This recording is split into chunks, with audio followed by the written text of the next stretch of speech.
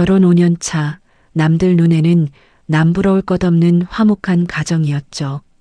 대기업에 다니는 남편과 작지만 알뜰하게 꾸려온 우리 집. 하지만 그 평화는 시어머니의 갑작스러운 방문과 함께 산산조각이 나고 말았습니다. 평소에도 자기 주장이 강하셨지만 그날은 유독 서슬퍼런 기운을 내뿜으며 거실 한복판에 앉아 계셨죠. 너희 아주버님 사업이 또 고꾸라졌다. 이번엔 진짜 마지막이라는데 내가 가진 적금이랑 아파트 담보 좀 알아봐라. 그건 부탁이 아니라 명령이었습니다. 이미 아주버님 뒷바라지로 시댁 노후 자금은 바닥난 상태였고 이제는 저희 부부의 유일한 자산인 이 집까지 탐을 내시는 거였죠. 제가 당황해서 말을 잇지 못하자 시어머니의 눈빛은 순식간에 차갑게 식어버렸습니다. 사실 저는 친정 부모님이 일찍 돌아가시고 홀로 외롭게 자라며 이 집을 일구기 위해 안 먹고 안 쓰며 버텼습니다. 저에게 이 집은 단순히 시멘트로 지어진 건물이 아니라 제가 세상에서 유일하게 발붙일 수 있는 안식처이자 자부심이었거든요. 그런데 시어머니는 그런 제 마음은 안중에도 없다는 듯 오로지 당신의 큰아들 걱정뿐이었습니다. 어머니, 이건 저희가 10년 넘게 고생해서 마련한 집이에요. 담보대출은 절대 안 돼요. 제 목소리가 가늘게 떨렸지만 결연하게 말씀드렸습니다. 하지만 시어머니는 콧방귀를 뀌며 저를 쏘아보셨죠. 내가 감히 내 말을 거역해? 내 남편이 번 돈으로 산 집인데 내가 뭔데 안 된다는 거야? 그 순간 저는 제 귀를 의심했습니다. 이 집을 살 때 저도 친정에서 물려받은 작은 땅을 판 돈과 제 퇴직금까지 몽땅 털어 넣었거든요. 명의만 남편과 공동일 뿐 실질적인 기여도는 제가 더 높았습니다. 남편도 옆에서 안절부절 못하며 시어머니 눈치만 살피고 있었죠. 평소엔 다정하던 남편이었지만 유독 시어머니의 고집 앞에서는 맥을 못 추는 효자병이 도진 상태였습니다. 여보, 일단 어머니 좀 진정시켜드리고 나중에 다시 이야기하자. 남편의 그 무책임한 말 한마디가 제 가슴에 대못을 박았습니다. 시어머니는 여기서 멈추지 않았습니다. 너 내가 누군지 잊었니? 내가 내 남편을 어떻게 키웠는데 내까짓게 어디서 감히 가족일에 선을 그어? 저는 더 이상 참을 수 없었습니다. 가족이라는 이름으로 제 영혼까지 갉아먹으려는 그 탐욕스러운 모습에 구역질이 났죠. 어머니, 가족이라뇨. 어머니가 저를 언제 가족으로 대하신 적 있으세요? 돈 필요할 때만 며느리 찾으시잖아요. 제 반항의 시어머니는 얼굴이 불그락푸르락해지더니 급기야 소리를 지르기 시작했습니다. 이게 어디서 말대꾸야. 너한테 나는 시어머니지 남이 아니란 말이다. 그때였습니다. 제 입에서 차갑고도 단호한 말이 튀어나왔죠. 어머니, 법적으로는 가족일지 몰라도 이렇게 제 삶을 파괴하려 하신다면 저한테 시어머니는 그냥 남이죠. 아니, 남보다 못한 존재예요. 그 말이 떨어지기가 무섭게 거실에는 정적이 흘렀습니다. 시어머니는 충격받은 듯 입을 벌리고 저를 쳐다보았고 남편은 제 팔을 붙잡으며 당황해했습니다. 하지만 저는 물러서지 않았습니다. 그 말이 제 비극의 시작이 될 줄은 꿈에도 모른 채 말이죠. 시어머니의 눈동자 속에는 도끼가 서서히 차오르고 있었고 그녀는 나지막하게 의졸였습니다. 그래, 남이라고? 내가 감히 나를 남 취급했단 말이지? 두고 보자. 내가 그 말을 얼마나 뼈저리게 후회하게 될지. 그날 이후 집안 공기는 얼음장처럼 차가워졌습니다. 시어머니는 한동안 연락이 없으셨고 저는 차라리 이게 잘된 일이라 생각하며 마음을 추스르려 노력했습니다. 남편은 제 눈치를 보며 사과했지만 이미 상처 입은 제 마음은 쉽게 열리지 않았죠. 저는 잠시 머리를 식히기 위해 친한 친구가 있는 지방으로 며칠 여행을 다녀오기로 했습니다. 남편에겐 생각할 시간이 필요하다고 말했죠. 하지만 제가 집을 비운 그 3일 사이 시어머니는 상상조차 할 수 없는 끔찍한 계획을 실행에 옮기고 있었습니다. 제가 남이라고 선언했던 그 말을 빌미로 제 전 재산이나 다름없는 이 집을 통째로 드러낼 준비를 마친 것이었습니다. 여행을 마치고 돌아오는 기차 안에서 저는 복잡한 마음을 정리하려 애썼습니다. 시어머니와의 날 선 대립, 그리고 방관하던 남편의 모습이 머릿속을 떠나지 않았지만 그래도 가정을 지키고 싶은 마음이 컸기에 먼저 손을 내밀어 볼까 고민도 했었죠. 그래도 가족인데 내가 말이 너무 심했나 하는 자책감까지 들었습니다. 역에 내려 집으로 향하는 길, 익숙한 아파트 단지의 풍경이 오늘따라 낯설게 느껴졌지만 문을 열고 들어가면 기다리고 있을 남편과 따뜻한 공기를 상상하며 애써 미소를 지었습니다. 하지만 현관문의 도어락 번호를 누르는 순간 평소와 다른 기괴한 정적이 저를 맞이했습니다. 띠리릭 소리와 함께 열린 문 너머로 보인 풍경은 제 인생을 송두리째 뒤흔드는 공포 그 자체였습니다. 신발장부터 심상치 않았습니다. 제가 아끼던 구두들, 남편의 운동화, 그리고 계절마다 갈아 끼우던 현관 매트까지 감쪽같이 사라져 있었습니다. 심장이 내려앉는 기분으로 거실로 뛰어들어갔을 때 저는 비명을 지를 힘조차 잃고 그 자리에 주저앉고 말았습니다. 텅 비어버린 거실, 5년을 공들여 채워 넣은 소파, 대형 TV, 우리가 함께 고른 커튼, 심지어 거실 한복판에 놓여있던 화분 하나까지 흔적도 없이 사라졌습니다. 벽지에는 가구가 놓였던 자리만 덩그러니 자국으로 남아 있었고 넓은 거실에는 제 거친 숨소리만 공허하게 울려 퍼졌습니다.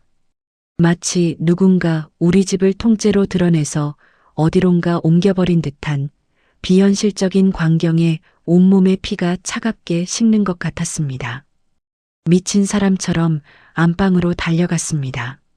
하지만 그곳 역시 상황은 마찬가지였습니다. 침대 프레임부터 매트리스, 화장대 위에 놓였던 수많은 화장품과 향수들, 그리고 무엇보다 제가 결혼할 때 예물로 받았던 폐물들과 제가 직접 산 보석들이 들어있던 감고까지 토째로 자취를 감췄습니다. 옷장을 열자 제 옷은 단 한 벌도 남아있지 않았습니다.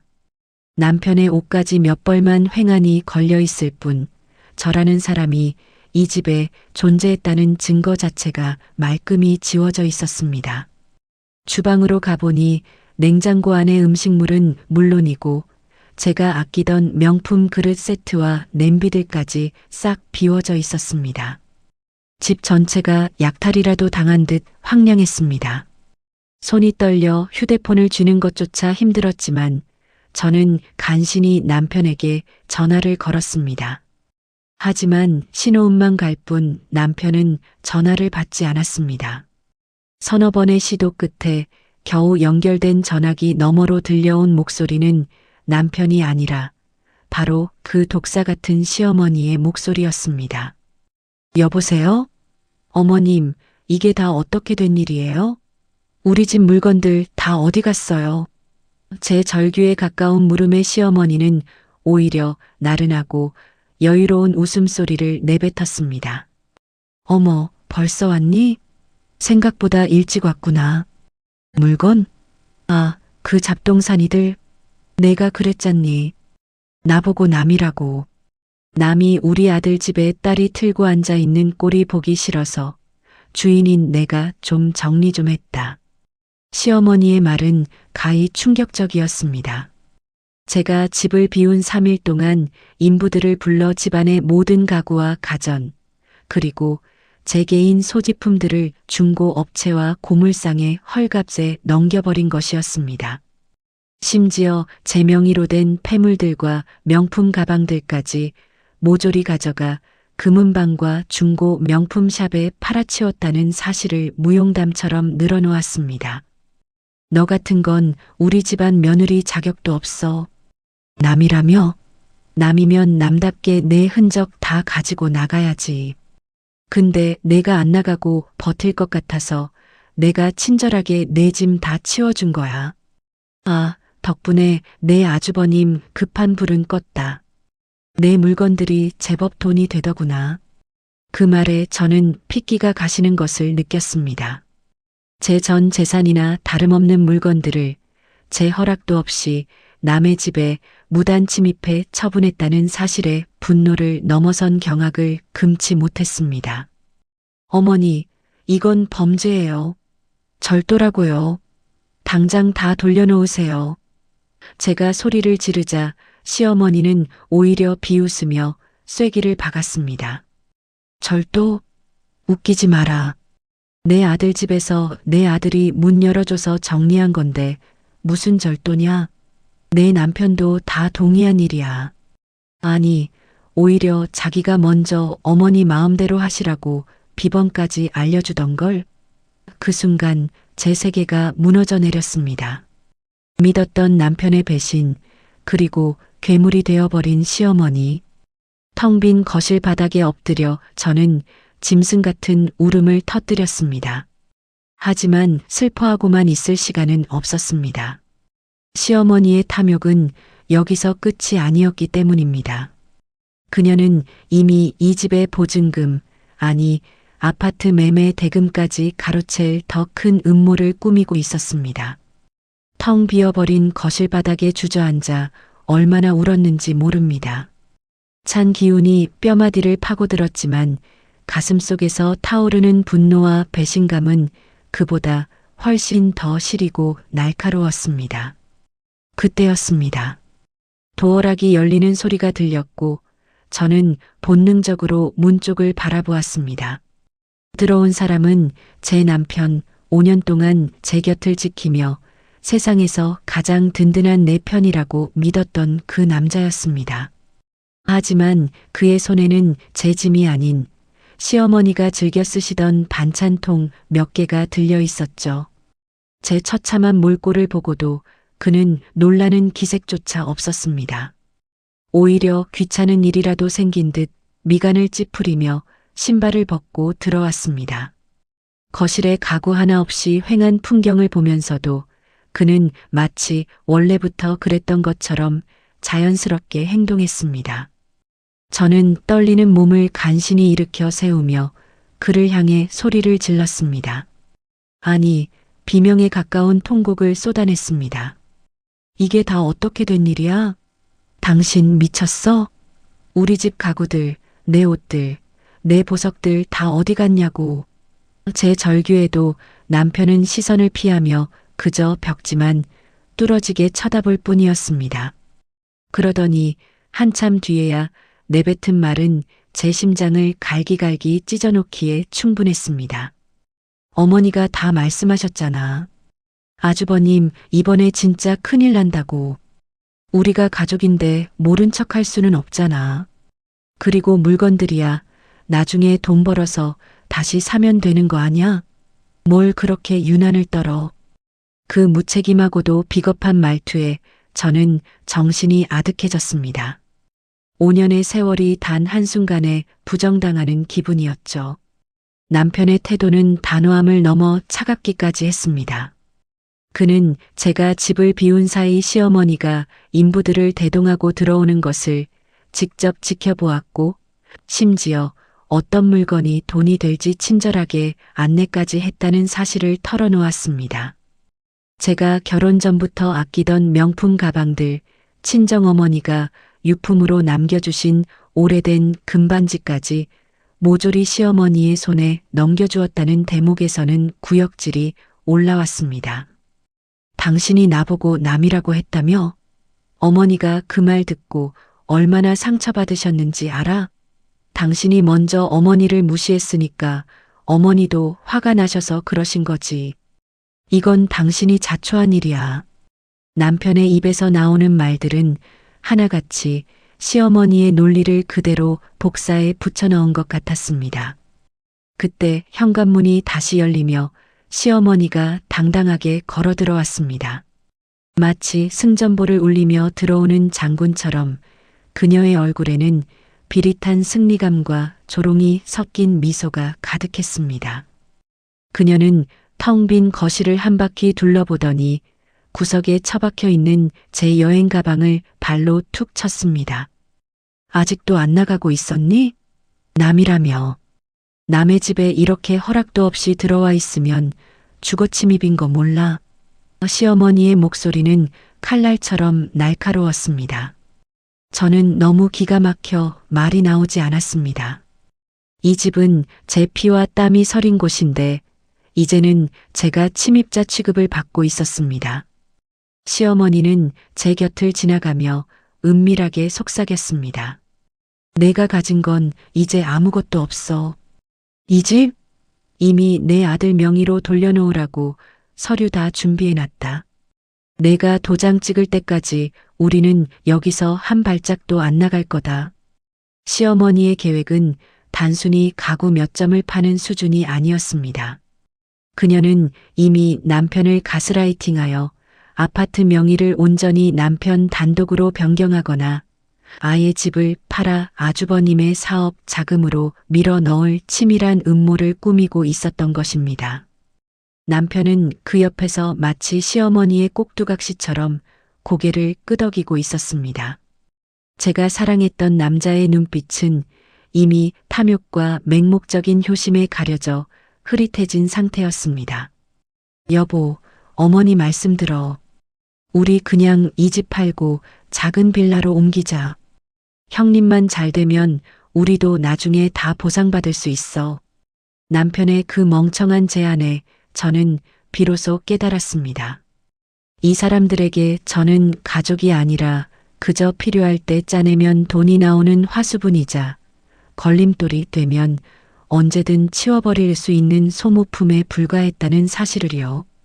시어머니는 제가 망연자실에 있는 틈을 타 주방 한 구석에 남아있던 제 명의의 인감도장과 통장들을 챙기려 들었습니다. 이것도 이제 필요 없지? 내가 잘 관리해 줄게. 그 가증스러운 손길이 제 소중한 서류들에 닿으려는 순간 제 안에서 무언가 툭 끊어지는 소리가 들렸습니다. 슬픔은 순식간에 차가운 증오로 변했고 흐릿하던 시야가 번쩍이며 맑아졌습니다. 그래, 당신들이 나를 나무로 대하겠다면 나도 이제 당신들을 철저하게 나무로, 아니 원수로 대해주지.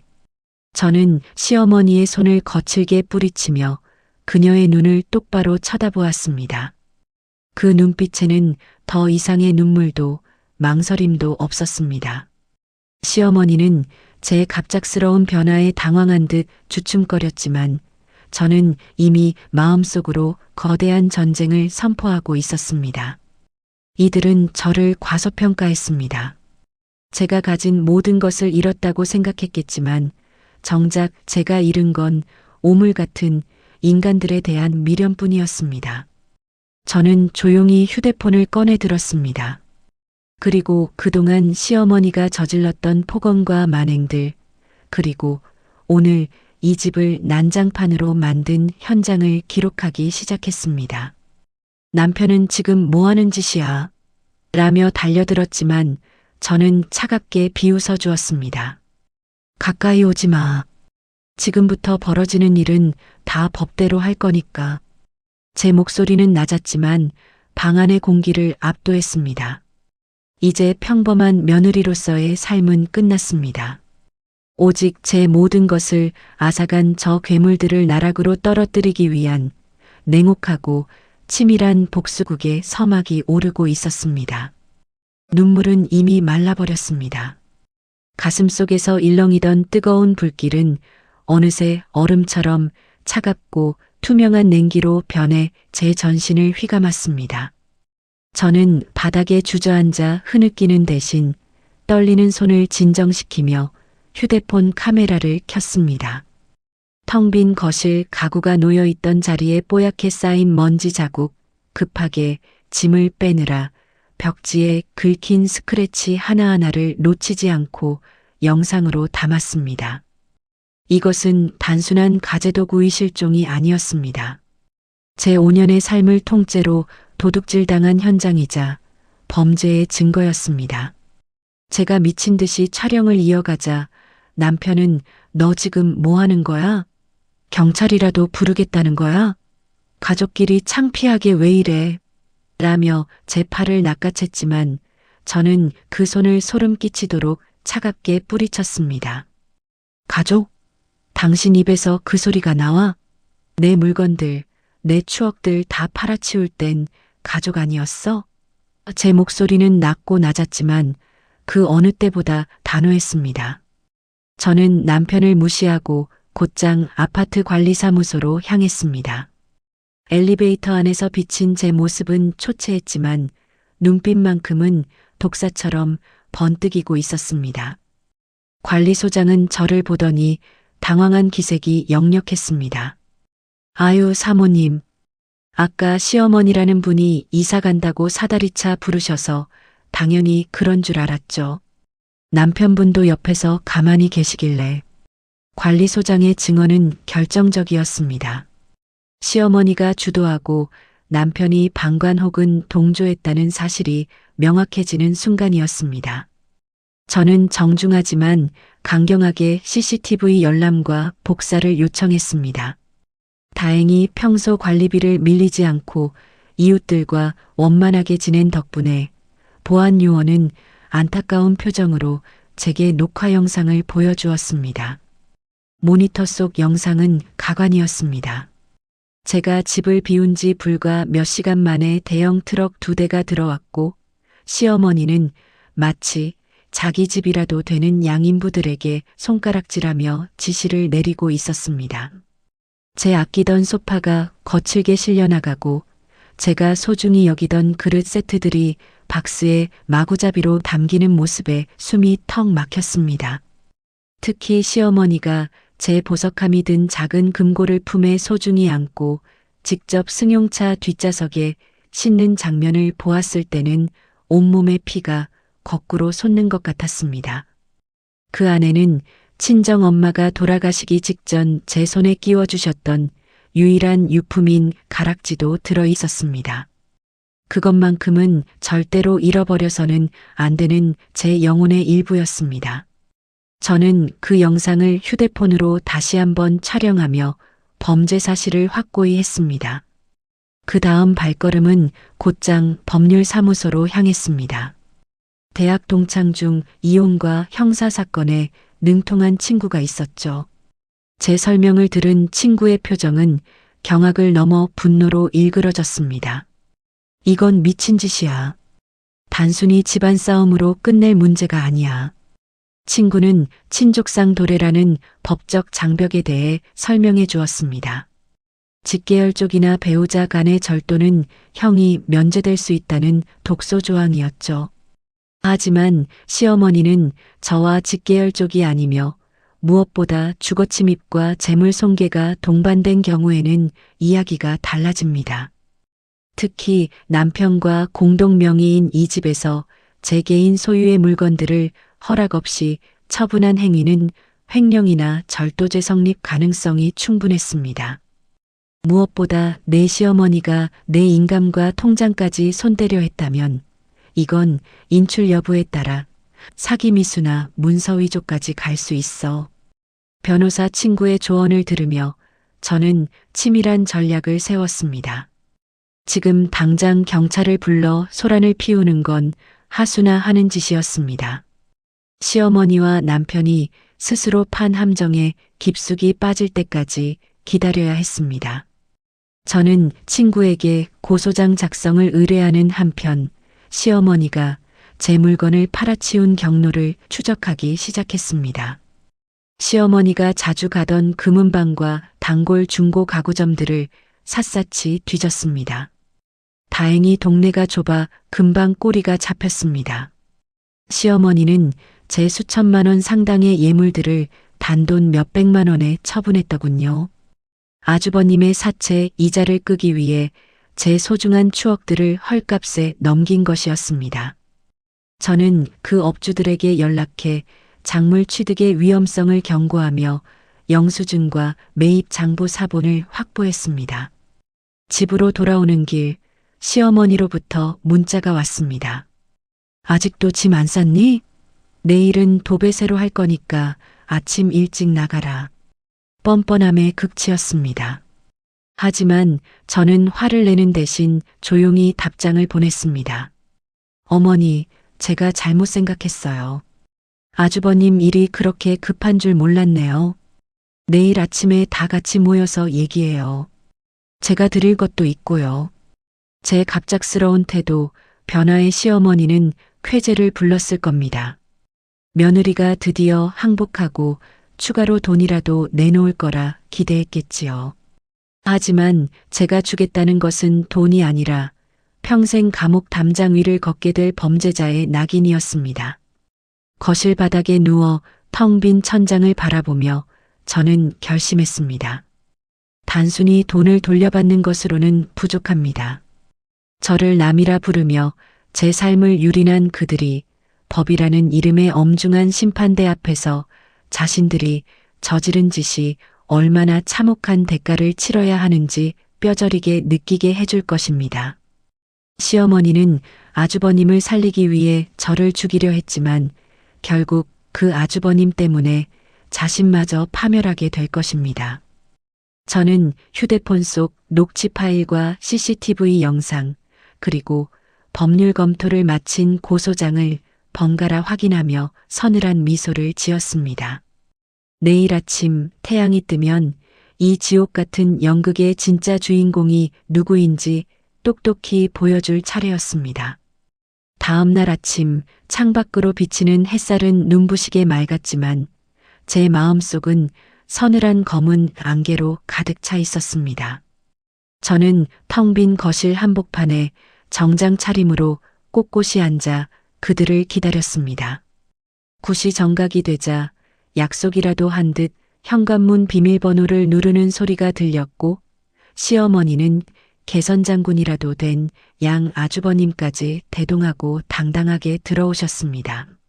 아주버님은 사업이 망해 죽을 맛이라더니 번지르르한 명품 시계에 값비싼 수트 차림이더군요. 그 옆에서 남편은 여전히 죄인처럼 고개를 숙인 채 시어머니의 뒤를 따르고 있었습니다. 시어머니는 거실 바닥에 덩그러니 놓인 제 가방을 보더니 비릿한 웃음을 지으며 입을 열었습니다. 그래, 생각은 좀 정리됐니? 아주버님 사업 자금으로 이 집 보증금 빼주기로 한 거 도장은 가져왔겠지? 그 뻔뻔한 요구에 실소조차 나오지 않았습니다. 시어머니는 제가 항복을 선언했다고 확신하는 듯 아주버님에게 서류 뭉치를 내밀라고 눈짓했습니다. 아주버님은 제 눈도 마주치지 못하면서도 탐욕에 가득 찬 손길로 아파트 매매 위임장과 인감증명신청서를 제 앞에 들이밀었습니다. 재수 씨, 진짜 이번이 마지막이야. 이것만 해결되면 나중에 이자까지 쳐서 다 갚을게. 알다시피 내가 이번에 추진하는 사업이 정부 지원까지 받는 대박 아이템이라서. 아주버님의 그 가증스러운 변명을 들으며 저는 미리 준비해둔 서류 봉투 하나를 천천히 꺼냈습니다. 그리고 그들이 내민 서류 위에 제가 조사한 진실을 하나씩 펼쳐 보였습니다. 가장 먼저 꺼낸 것은 아주버님이 운영한다던 사업체의 법인 등기부 등본과 재무제표였습니다. 사실 아주버님이 말하던 신규 사업은 이미 1년 전 폐업 신고가 된 유령회사였고 최근 6개월간 아주버님의 주된 활동지는 강남의 불법 도박장이었습니다. 제가 고용한 사설조사 업체를 통해 확보한 사진 속 아주버님은 사업 자금이 없어 죽겠다던 모습과는 딴판으로 수천만 원의 판돈을 걸며 웃고 있었습니다. 사진을 본 시어머니의 얼굴이 순식간에 흑빛으로 변했습니다. 이게 다 뭐냐? 너 지금 우리 아들 뒤라도 캔 거야? 시어머니의 목소리가 가늘게 떨리기 시작했습니다. 하지만 저는 멈추지 않았습니다. 다음으로 꺼낸 것은 아주버님이 시어머니 몰래 시댁 아파트에 설정한 근저당 설정 내역이었습니다. 시어머니는 아주버님에게 현금만 주면 다 해결될 줄 알았겠지만 아주버님은 이미 어머니의 유일한 노후 보장책인 집까지 담보로 사채를 끌어다 쓴 상태였습니다. 어머니, 아주버님이 이번에 제 집까지 팔아서 갚으려던 돈, 사업 자금이 아니라 사채업자들에게 쫓기는 도박 빚이에요. 그것도 어머니 집 담보 잡힌 거 막으려는 게 아니라 그냥 본인 목숨 부지하려고 그러는 거라고요. 제 냉정한 설명에 시어머니는 뒷목을 잡으며 소파가 있던 자리로 비틀거리며 물러섰습니다. 하지만 그곳엔 앉을 가구조차 없었기에 그녀는 우스꽝스럽게 바닥으로 고꾸라졌습니다. 남편은 믿기지 않는다는 듯 아주버님의 멱살을 잡고 따지기 시작했습니다. 형, 이게 진짜야? 어머니 집까지 건드린 거야? 우리 집 가구들 판 돈도 다 도박빚 갚는 데 쓴 거야? 아주버님은 당황해서 어버버거리며 변명을 늘어놓았지만 이미 제 손에 쥐어진 증거들은 너무나 명확했습니다. 시어머니는 배신감에 몸을 떨면서도 저를 향해 악을 썼습니다. 그래도 가족이면 도와야지. 너는 뭐가 그렇게 잘나서 우리 집안 치부를 들춰내. 내가 남이라서 그러는 거냐? 시어머니는 끝까지 자신의 잘못을 인정하지 않고 오히려 저를 공격했습니다. 그녀의 눈에는 여전히 제가 자기 아들들의 앞길을 막는 장애물로만 보였던 모양입니다. 저는 조용히 자리에서 일어나 시어머니를 내려다보았습니다. 어머니, 제가 말씀드렸죠? 어머니에게 저는 남이라고요. 그래서 저도 철저하게 남의 입장에서 일을 처리하기로 했습니다. 저는 휴대폰을 꺼내 시어머니가 제 물건을 무단으로 반출하고 처분했던 날의 CCTV 영상과 작물 취득으로 고발당할 위기에 처한 중고업자들의 진술 녹취를 틀었습니다. 방 안에는 시어머니의 가랑랑한 지시 목소리와 제 소중한 폐물들을 헐값에 넘기는 거래 현장의 소리가 생생하게 울려 퍼졌습니다. 아주버님의 도박 사실보다 더 충격적인 것은 시어머니가 제 명의의 서류들을 위조하려고 시도했다는 정황이었습니다. 어머니가 제 물건을 파신 건 절도고 제 명의를 도용하려 하신 건 문서 위조입니다.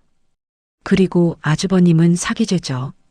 제가 이 서류들을 들고 지금 바로 어디로 갈 것 같으세요?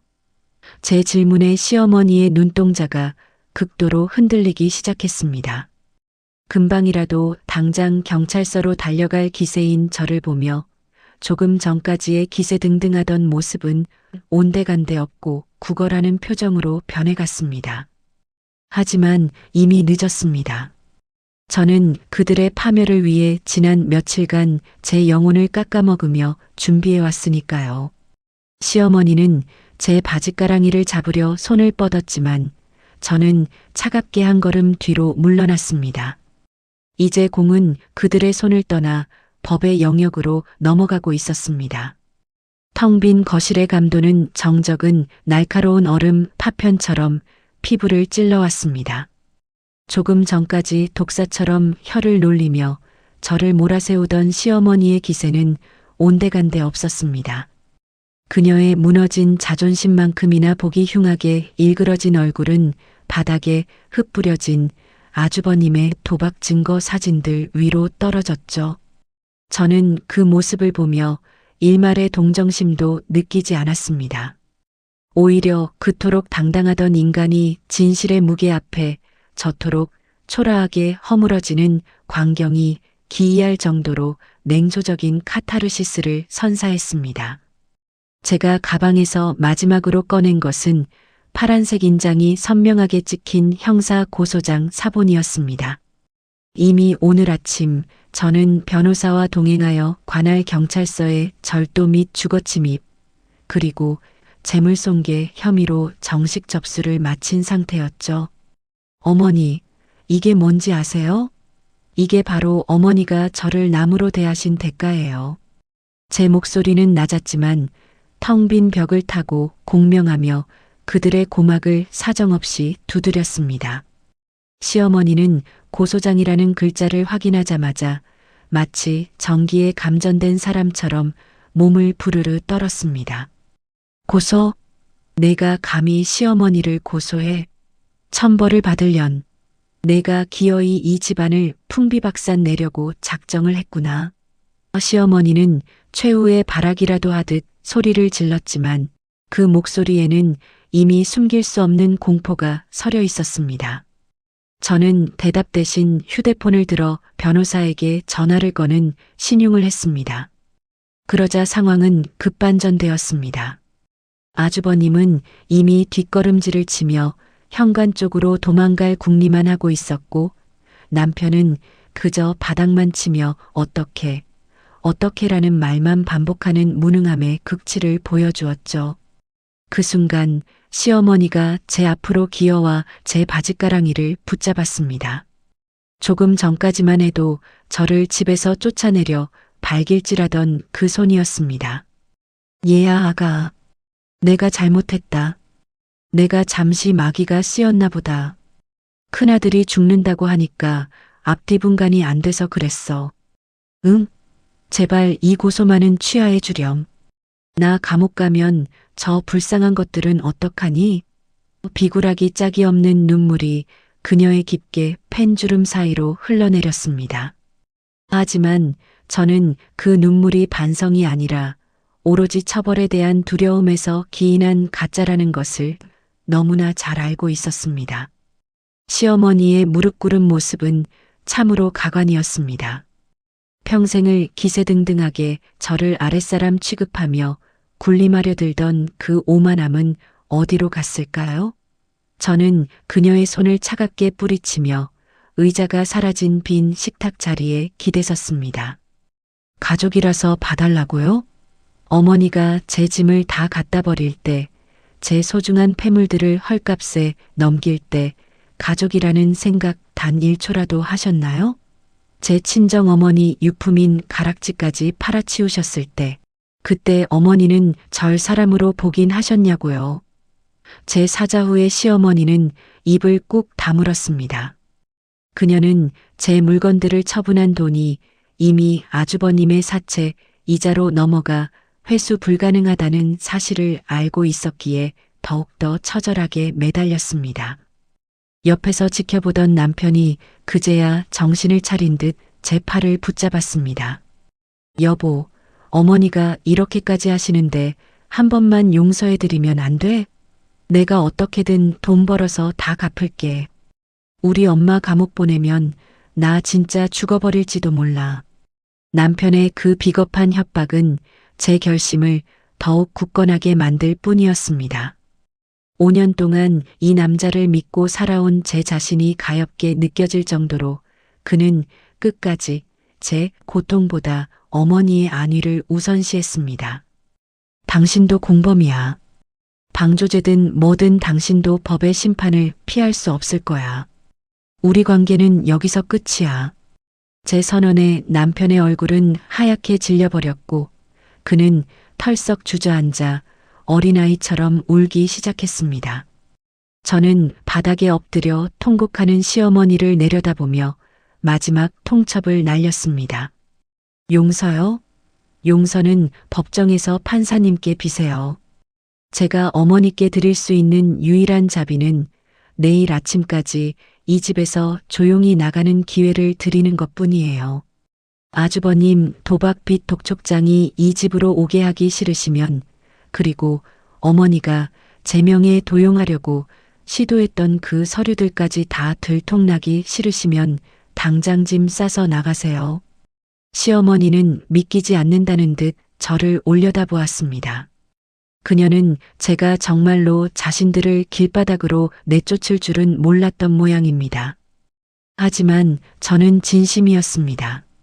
이 빈 껍데기뿐인 집에서 제가 겪은 지옥을 그들도 똑같이 느껴야 했습니다. 시어머니는 비굴하게 제 발등에 입이라도 맞출 기세로 애원했지만 저는 차갑게 몸을 돌려 안방으로 들어갔습니다. 문을 잠그고 들려오는 그들의 울음소리와 원망 섞인 대화들을 들으며 저는 비로소 숨이 쉬어지는 것을 느꼈습니다. 이제 시작일 뿐이었습니다. 고소장은 접수되었고 이혼 소송 준비도 완벽했습니다. 그들이 제 재산을 탕진한 만큼, 아니 그 이상의 대가를 그들의 인생으로 치르게 할 것입니다. 시어머니가 무릎을 꿇었다고 해서 제 상처가 아무는 것은 아니었지만 최소한 악인이 승리하는 꼴은 보지 않겠다는 제 의지는 더욱 단단해졌습니다. 내일 아침 이들이 이 집에서 쫓겨나 마주하게 될 세상은 제가 겪었던 것보다 훨씬 더 혹독한 겨울일 것입니다. 가구가 모두 빠져나간 집은 평소보다 훨씬 넓어 보였지만 그 공간을 채우고 있는 것은 숨막히는 적막과 비릿한 욕망의 잔해들이었습니다. 저는 안방 문을 걸어 잠근 채 뜬 눈으로 밤을 지새웠습니다.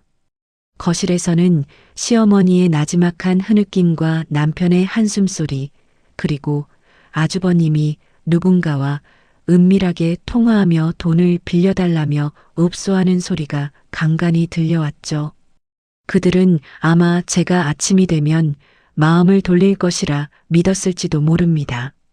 며느리라는 이름의 굴레가 그동안 보여주었던 제 온순함이 결국 자신들을 품어줄 마지막 보루라고 착각했을 겁니다. 하지만 새벽 공기를 가르며 들려온 제 알람 소리는 그들의 헛된 기대를 산산조각내는 선전포고였습니다. 아침 8시 정각, 약속했던 시간이 되자 현관벨이 울렸습니다. 제가 미리 연락해둔 사설 보안업체 직원들과 열쇠 수리공, 그리고 제 변호사 사무실에 사무장이 도착한 것이었죠. 문을 열어주자 거실에 널브러져 있던 세 사람의 얼굴에는 경악과 당혹감이 교차했습니다. 시어머니는 부스스한 머리로 일어나 이게 지금 뭐 하는 짓이냐? 며 소리를 질렀지만 제 곁에 성건장한 보안 요원들의 위압감에 이내 목소리가 기어들어갔습니다. 저는 아무 말 없이 사무장이 내민 서류 뭉치를 거실 바닥에 던지듯 내려놓았습니다. 그것은 이 집의 점유 권한에 대한 고지와 함께 무단 거주 시 발생할 수 있는 추가적인 형사처벌 조항들이 빽빽하게 적힌 문서였습니다. 시어머니는 서류를 읽어볼 생각도 하지 않고 다시금 제 바짓가랑이를 붙잡으려 들었습니다.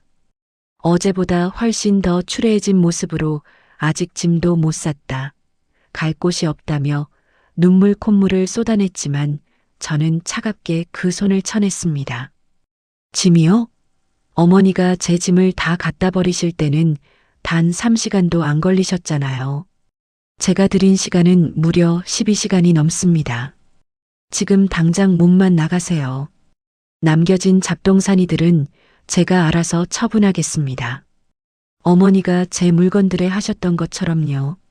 제 냉혹한 말에 시어머니의 눈빛이 순식간에 돌변했습니다.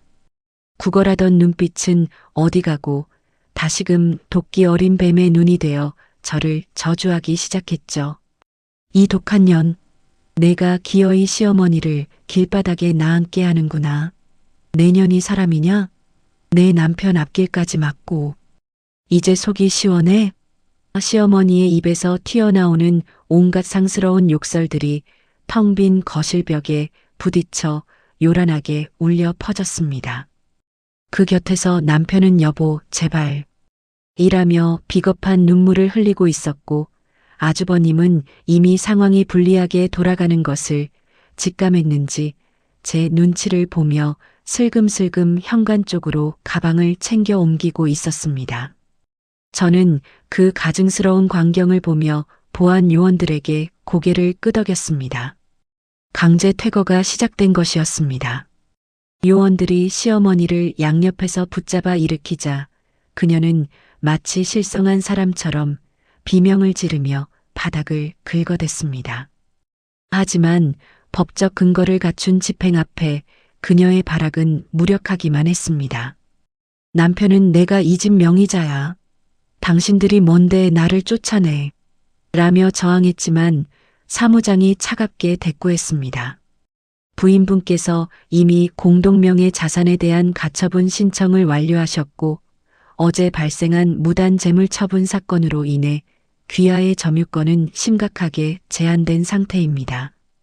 계속 거부하시면 공무집행 방해와 주거침입 현행범으로 체포될 수 있습니다. 법적인 용어들이 쏟아지자 남편은 순식간에 기가 꺾여 고개를 떨구었습니다. 현관문 밖으로 끌려나가는 시어머니의 뒷모습은 그야말로 참혹했습니다.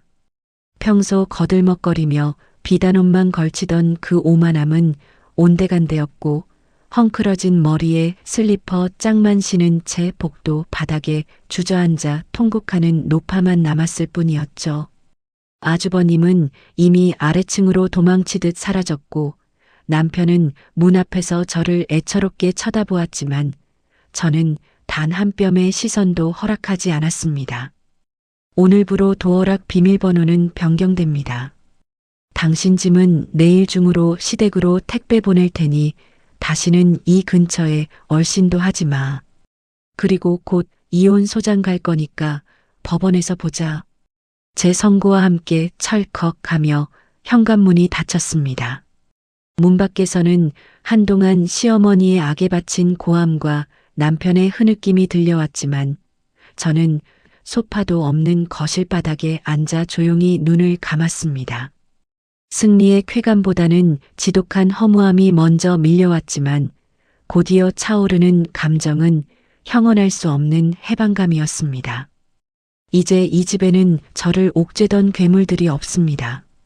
물론 제 전 재산이나 다름없던 물건들은 사라졌고 제 마음은 만신창이가 되었지만 저는 제 삶의 주도권을 다시 찾아왔습니다. 하지만 이것으로 끝이 아니었습니다. 시어머니는 쫓겨나는 순간에도 제게 너도 똑같이 당할 것이라며 저주를 퍼부었지만 그녀는 아직 모르고 있었습니다. 제가 준비한 최후의 수단은 이제 막 가동되기 시작했다는 사실을요. 아주버님의 도박빚과 시어머니의 문서 위조 증거들이 경찰서로 넘어가면서 그들의 인생은 이제부터 본격적인 지옥으로 떨어질 예정이었습니다. 현관문이 닫히고 난 뒤 복도 끝에서 들려오던 시어머니의 악에 바친 비명은 서서히 멀어져 갔습니다. 텅 빈 거실 한복판에 홀로 서 있으니 지난 5년의 세월이 한낱 꿈처럼 느껴졌죠. 하지만 벽지에 남은 가구의 흔적들과 제 발등에 떨어진 차가운 먼지들이 이것이 피할 수 없는 현실임을 일깨워 주었습니다. 저는 곧장 휴대폰을 꺼내 차단했던 번호들을 일시적으로 해제했습니다. 그들이 고통받는 소리를 직접 듣고 싶어서가 아니었습니다. 그들이 저지른 죄의 대가가 어떻게 그들의 목을 죄어가는지 그 파멸의 과정을 단 한 조각도 놓치지 않고 기록하기 위해서였습니다. 제 예상은 빗나가지 않았습니다. 집에서 쫓겨난 지 불과 몇 시간 만에 아주버님으로부터 수십 통의 부재중 전화와 함께 비굴한 문자들이 쏟아지기 시작했으니까요. 내용은 뻔했습니다. 재수 씨, 제발 한 번만 살려줘. 나 지금 진짜 죽게 생겼어. 아주버님은 시어머니가 제 물건을 팔아 마련해준 수천만 원의 돈을 들고 다시 도박판으로 향했던 모양입니다. 마지막 한 판만 이기면 모든 걸 되돌릴 수 있다는 그 뻔한 망상에 빠져 어머니가 며느리에게 도둑질까지 해서 쥐어준 그 피 같은 돈을 단 몇 시간 만에 허공에 날려버린 것이죠. 그뿐만이 아니었습니다. 아주버님은 시어머니 명의의 집을 담보로 빌린 사채 이자가 밀리자 사채업자들에게 쫓기는 신세가 되어 지방으로 도주했다는 소식이 들려왔습니다. 시어머니가 그토록 금지옥여 맡기며 며느리 인생까지 갈아 넣어 지키려 했던 그 잘난 장남이 결국 제 어머니를 사지로 몰아넣고 가장 먼저 꼬리를 자른 셈이었습니다. 시어머니의 상황은 더욱 처참했습니다. 갈 곳이 없어진 그녀는 남편과 함께 원래 살던 낡은 아파트로 돌아갔지만 그곳 역시 이미 지옥으로 변해 있었습니다. 아주버님이 몰래 설정해둔 근저당권 때문에 압류 딱지가 붙기 시작한 것이죠. 제가 제보한 문서 위조 정황과 사기 혐의 증거들이 경찰서에 접수되자마자 수사관들이 그녀를 찾아가 조사를 시작했습니다. 평생을 어른 대접받으며 고개를 빳빳이 들고 살던 시어머니에게 경찰서 취조실의 딱딱한 의자는 감당하기 힘든 굴욕이었을 겁니다. 그녀는 취조실에서도 나는 아들을 도우려 했을 뿐이다. 며느리가 나를 남 취급해서 가르치려 한 거다라며 횡설수설했지만 법은 그녀의 비뚤어진 모성애에 결코 관대하지 않았습니다. 남편의 배신감 또한 극에 달했습니다. 어머니를 지키겠답시고 아내인 저를 배신하고 집까지 내어주려 했던 그는 정작 형이라는 작자가 어머니의 전 재산을 날리고 도망갔다는 사실을 알게 되자 완전히 무너져 내렸습니다. 그는 제게 매일같이 장문의 메시지를 보내며 용서를 구했습니다. 내가 미쳤었어. 당신 말이 다 맞았어. 형은 인간도 아니야. 어머니도 이제 정신 차리셨어. 제발 고소만 취하해주면 내가 평생 당신 발 닦개로 살게. 하지만 그 비굴한 고백 뒤에는 여전히 가족이라는 이름으로 제 희생을 강요하려는 신보가 숨어 있었습니다. 본인들이 갈 곳이 없어지고 돈줄이 막히니 이제야 제가 가족으로 보이기 시작한 것이죠. 저는 그 메시지들을 하나도 읽지 않은 채 고스란히 변호사에게 전달했습니다. 그것들은 향후 이혼 소송에서 유리한 증거가 될 소중한 참교육의 밑거름이 될 테니까요. 며칠 뒤 저는 사설조사원을 통해 시어머니의 근황을 전해 들었습니다. 그녀는 아주버님의 도박빚을 갚으라는 사채업자들의 협박에 시달리다 못해 제가 쓰던 명품 가방들을 헐값에 넘겼던 중고업자들을 찾아가 다시 돈을 돌려달라며 행패를 부렸다고 하더군요. 하지만 이미 작물 취득 혐의로 경찰 조사를 받게 된 업자들이 그녀를 곱게 대할 리 없었습니다. 시장 바닥에서 머리채를 잡히고 끌려나가는 시어머니의 모습을 상상하니 가슴 밑바닥에서 서늘한 냉소와 함께 묘한 해방감이 치밀어 올랐습니다. 남을 짓밟아 자신의 탐욕을 채우려 했던 대가는 이토록 비참하고 적나라했습니다. 시어머니는 이제야 깨닫고 있을 겁니다. 그녀가 남이라고 치부하며 함부로 대했던 제가 사실은 이 집안을 지탱하던 유일한 기둥이었다는 것을요. 그리고 그녀가 내 자식이라며 맹목적으로 감쌌던 장남은 그녀의 인생을 통째로 갉아먹은 진정한 남보다 못한 괴물이었다는 사실을 말입니다. 저는 이제 텅 빈 집안의 벽지들을 하나씩 뜯어내기 시작했습니다. 시어머니와 남편의 채취가 묻은 모든 흔적을 지워버리고 싶었습니다.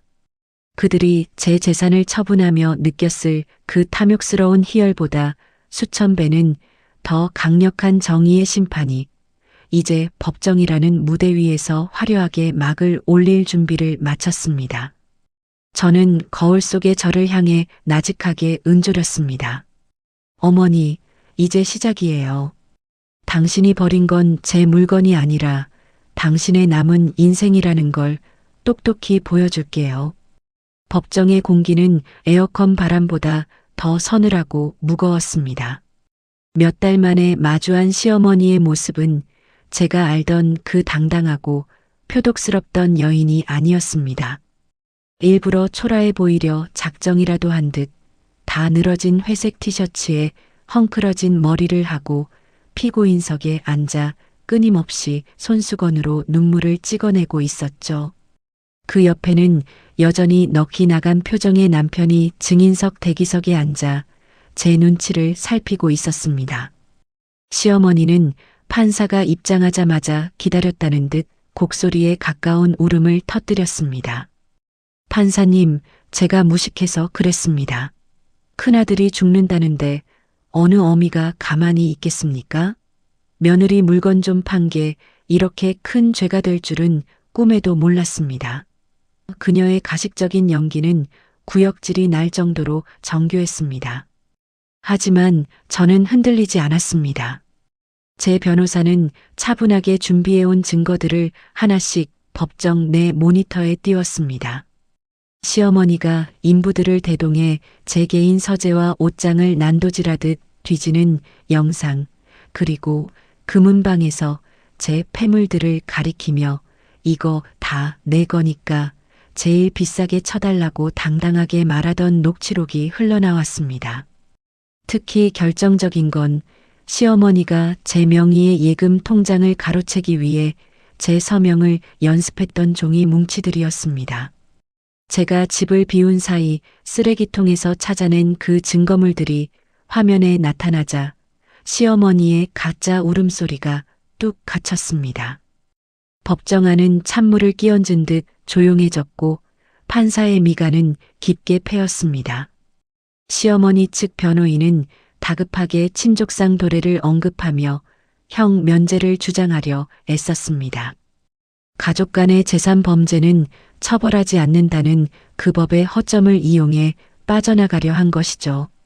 하지만 제 변호사는 기다렸다는 듯 반박했습니다.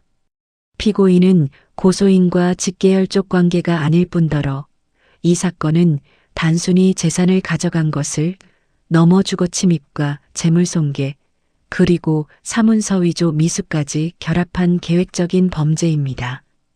무엇보다 피해자는 이 사건으로 인해 유일한 안식처인 주거권을 침탈당했고 심각한 정신적 외상에 시달리고 있습니다. 변호사의 논리 정연한 공격에 시어머니는 당황한 듯 내가 남이니? 내가 시어머니인데 어떻게 남이야?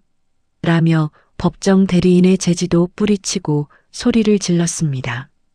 그 순간 판사가 서늘한 목소리로 시어머니를 제지했습니다. 피고인 정숙하세요.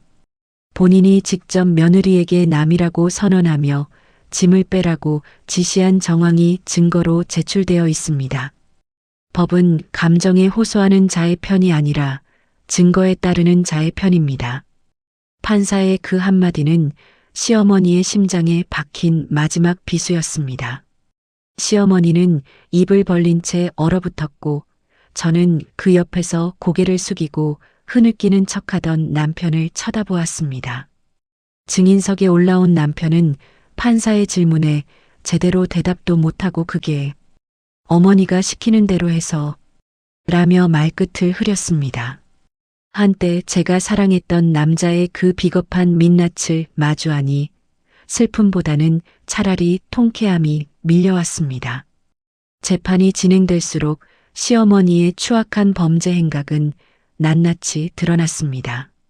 아주버님의 도박 빚을 갚기 위해 제 전 재산을 도둑질한 것도 모자라 아파트 담보대출을 받기 위해 제 인감도장을 위조하려 했던 정황까지 구체적으로 밝혀졌습니다. 방청객들 사이에서는 세상에 저런 시어머니가 다 있냐는 수군거림이 터져나왔습니다. 시어머니는 이제 연기할 힘조차 남지 않았는지 얼굴이 불그락푸르락해진 채 저를 노려보았습니다. 그 눈빛에는 여전히 반성은커녕 저를 향한 저주만이 가득했습니다. 하지만 상관없었습니다. 그 저주가 깊을수록 그녀가 치러야 할 때가 또한 무거워질 테니까요. 검사는 시어머니에게 징역 3년의 중형을 구형했습니다. 초범이라 할지라도 범죄 수법이 대담하고 피해자와의 합의가 전혀 이루어지지 않았으며 피해 회복의 기미가 보이지 않는다는 점이 이유였습니다. 구형 소식을 듣는 순간 시어머니는 그대로 법정 바닥에 쓰러져 발작하듯 소리를 질렀습니다. 안 돼.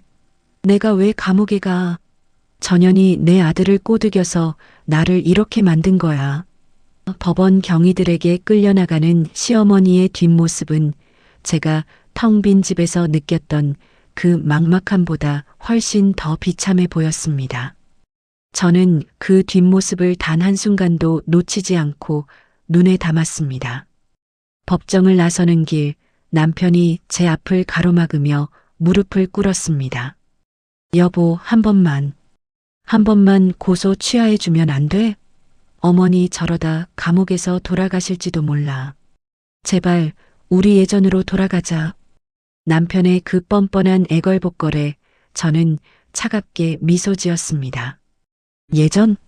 가구 하나 없는 텅 빈 거실에서 나를 침입자 취급하던 그때로 돌아가자고? 아니, 당신들은 이제부터 시작이야. 법의 심판이 끝나면 그 다음은 내가 청구할 손해배상 소송이 기다리고 있거든. 당신들이 팔아치운 내 물건들, 내 추억들 하나하나 돈으로 환산해서 당신들 평생을 노예처럼 이래도 못 갚을 빚으로 만들어줄게. 제 선언에 남편의 눈동자는 공포로 물들었습니다. 이제 이 지독한 연극의 마지막 장, 완벽한 참교육의 결말만이 남았습니다. 최종 선고 공판이 열리던 날 법원 복도에 앉아 창밖을 바라보았습니다. 앙상한 나뭇가지에 위태롭게 매달려 있던 마지막 잎새가 찬바람에 실려 어디론가 날아가는 모습이 마치 지난 5년간 제가 지켜온 껍데기뿐인 가정과 닮아 보였습니다. 법정에 들어서자 피고인석에는 수의를 입은 시어머니가 앉아 있었습니다. 며칠 사이 폭삭 늙어버린 그녀는 더 이상 누구를 저주할 기력조차 없는지 초점 없는 눈으로 바닥만 응시하고 있었죠. 재판장은 엄중한 목소리로 판결문을 낭독하기 시작했습니다.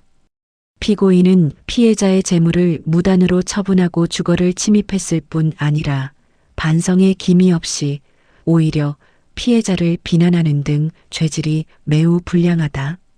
판결은 제 예상보다 강력했습니다. 시어머니는 징역 1년 6개월의 실형을 선고받고 그 자리에서 법정 구속되었습니다. 그녀가 교도관들에게 이끌려 나가는 순간 마지막 발악처럼 저를 향해 고개를 돌렸습니다. 너 두고 봐라. 내가 나가면 가만 안 둘 테니. 하지만 그 목소리는 이미 떨리고 있었고 누구도 그녀의 협박에 귀를 기울이지 않았습니다. 저는 그녀의 눈을 똑똑히 바라보며 입모양으로 나직하게 의조렸습니다. 어머니, 거기서 당신이 그토록 아끼던 장남하고 똑같은 삶이나 사세요. 시어머니가 끌려나간 법정 뒤편에서는 남편이 오열하고 있었습니다. 하지만 그 눈물은 저에 대한 미안함이 아니라 이제 정말로 자신을 지탱해줄 돈줄과 뒷배가 사라졌다는 절망감에서 우러나온 비겁한 눈물이었습니다. 이혼 소송 역시 제 완벽한 승리로 끝났습니다. 남편은 유책 배우자로서 재산 분할에서 치명적인 불이익을 받았고 시어머니와 공모해 제 물건을 팔아치운 금액에 대한 손해배상 책임까지 지게 되었습니다.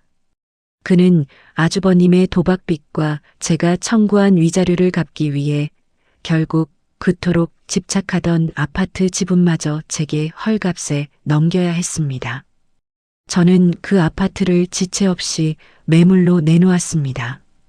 가구 하나 없이 텅 빈 그 거실에서 제가 겪었던 고통의 흔적들을 단 한 조각도 남기고 싶지 않았기 때문입니다. 집이 팔리던 날 저는 그동안 모아두었던 남편의 짐들을 커다란 쓰레기 봉투에 담아 아파트 단지 쓰레기장에 내던졌습니다. 아주버님의 소식도 들려왔습니다. 지방 도박장을 전전하며 도피 생활을 하던 그는 결국 사채업자들에게 잡혀 끔찍한 빚 독촉에 시달리다 불법 도박장 개설 및 사기 혐의로 경찰에 검거되었습니다. 이제 그 집안은 감옥에 간 어머니와 아들, 그리고 빚더미에 앉아 노숙자 신세가 된 처남까지 그야말로 풍비박산이 났습니다. 남을 남이라 부르며 함부로 짓밟았던 대가는 그들의 상상을 초월하는 비참함으로 돌아갔습니다. 시어머니는 감옥 안에서도 아주버님의 옥바라지를 걱정하며 제게 편지를 보냈지만 저는 그 편지를 읽지도 않고 찢어버렸습니다. 이제 저와 그들은 법적으로나 감정적으로나 완벽한 남이었으니까요. 모든 정리가 끝나고 저는 도심이 한눈에 내려다 보이는 작고 아담한 새 오피스텔로 이사를 했습니다.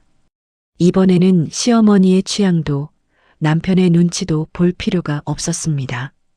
오로지 제가 좋아하는 색깔의 커튼을 달고 제가 아끼던 브랜드의 그릇들을 새로 샀습니다.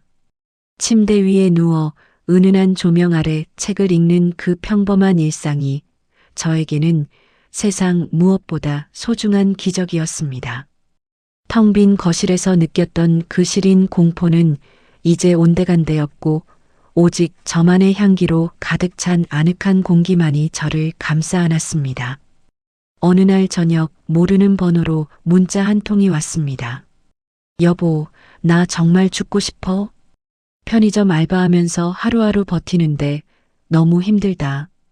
한 번만 만나주면 안 될까? 전 남편의 구걸이었습니다. 저는 그 문자를 보고 잠시 미소 지었습니다. 그리고 번호를 영구 차단하기 전 제 인생의 마지막 대답을 보냈습니다.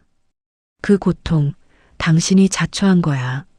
당신 어머니 말대로 우린 이제 완벽한 남이잖아. 남의 인생에 더 이상 끼어들지 마. 죽든 말든 내 알 바 아니니까. 전송 버튼을 누르는 손가락엔 일말의 망설임도 없었습니다.